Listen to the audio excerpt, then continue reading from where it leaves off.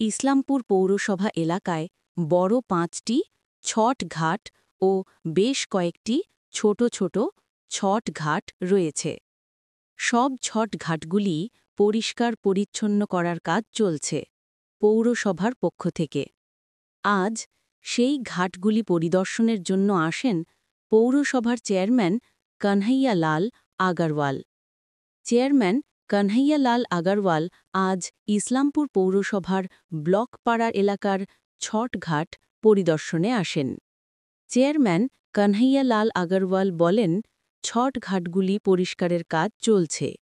তিনি বলেন, ২৭ তারিখ সন্ধেবেলা ২৮ তারিখ সকালে ছট ব্রতীরা ছট পালন করবেন। তিনি বলেন, ২৫ তারিখের মধ্যে ইসলামপুর শহরের প্রত্যেকটি ঘাট পরিষ্কার করে ফেলা হবে। কাজ চলছে। ইসলামপুরে কটা ছটঘাট রয়েছে এবং কি চলছে এখন? বড় ৫টা ছটঘাট আছে, সব জায়গায় পরিষ্কার পরিচ্ছন্ন করা হচ্ছে। তারপরে ছোট ছোট কিছু ঘাট আছে, প্রত্যেকবারে পৌরসভার পক্ষ থেকে আমরা এগুলো সব পরিষ্কার করাই দিই।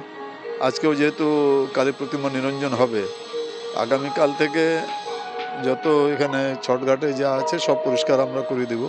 এমনি এখন ঘাট তৈরি করছে এখানে, তো আশা করছি আগামীকাল পরশুদিনের মধ্যে সবগুলো পরিষ্কার হয়ে যাবে, ঘাটও তৈরি হয়ে যাবে। সবগুলো ২৫ তারিখে সবগুলো ঘাটে কাজ চলছে, ২৫ তারিখের মধ্যে সব হয়ে যাবে।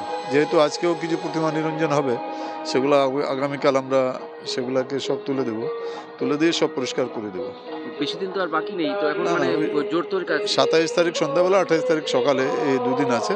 আমরা ২৫-২৬-এর মধ্যে সব কমপ্লিট করে দেবো।